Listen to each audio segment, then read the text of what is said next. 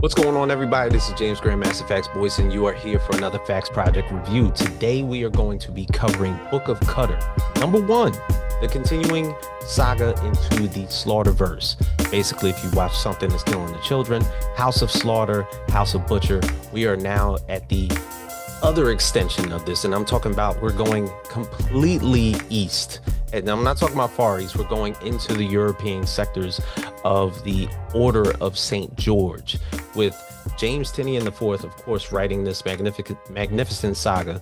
Werther Dell'Edera doing all the art and illustrations, Miguel Muerto doing the colors, and End World Design doing the lettering. Some of the biggest things that you do find out by this particular book is that the more things change, the more things stay the same. As we understand that Maxine Slaughter has now arrived in Europe because she is now at the ascension of becoming a Black Mask. But this is more so about her ascension than anything, even though the death of Charlotte is on everybody's mind. But Cecilia seems to have a lot of plans in the works. And this particular book reads like historical fiction, basically bringing you a lot more of the lore of what the Order of St. George and what these houses did when they left Europe and then ascended forth going across to the New World and started to set up houses there.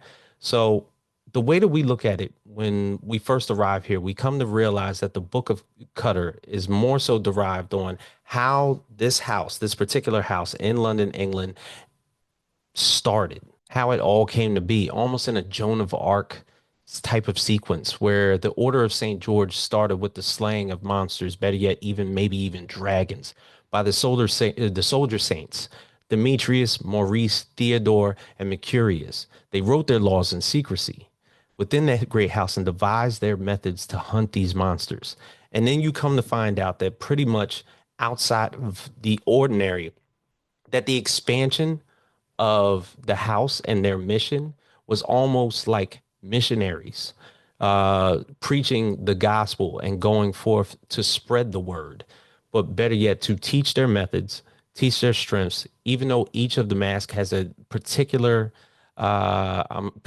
kill set as far as like their hunters' abilities.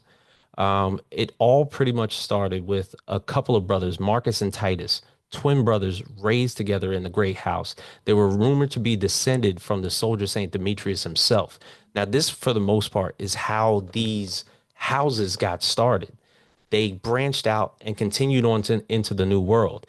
They conquest other countries, whether it was China, Africa, South Asia, Japan, and assimilated or eliminated. That's the term that's basically being used. And the House of Cutter was the first of these houses. It existed in London, founded by Marcus Cutter. And his twin brother, of course, started his own house, where his brother Titus, meanwhile, made his way to Paris, France, and built the House of Carnage. So at that point, there's only two particular houses in main Europe, in the main continent of Europe. And the expansion, of course, had to continue. So you come to read these by pages and you understand that even the 1492 conquest of Christopher Columbus, branching out into the New World, brought forth monster hunters in order to gather themselves in a new world and set up shop. Almost in the sense that, you know, if they are to fund and continue to gain influence within the House of Cutter, they have to continue to branch out and create houses of their own. So then you come to realize Samuel Slaughter. They started the House of Blood in New York City. Samuel Slaughter then splits off, goes into the region that we now know as Chicago, Illinois, and builds up the House of Slaughter there. Now, the House of Blood, he's totally separated himself from the House of Cutter, does not want the funding, wants to build up his own house on his own. But the House of Blood still has connections to Europe, still to the House of Cutter. And you just understand this a lot more, that the sectors and the secret societies that pretty much brought us here, and how these monsters have been hiding in secret and how they've been hunted in secret for eons have totally happened. And I feel like Tinian has just made this storyline that much more broader where whether it was the fact that we've garnered ourselves to learn about the House of Butcher down south, whether in New Orleans, whether it was the expansion of the House of Slaughter, which we came to realize did not always just continually start in the northern sections of the United States, whether it was from New York all the way to California. But now we know that the original houses that was started up by two brothers, generational power, influence within media, influence within politics in order to keep secrets secret. And that's what I feel like we're gaining here. And I feel like Maxine is starting to get a new schooled learning regimen that I don't think she expected when she got to Europe. And now she's going to take that forth.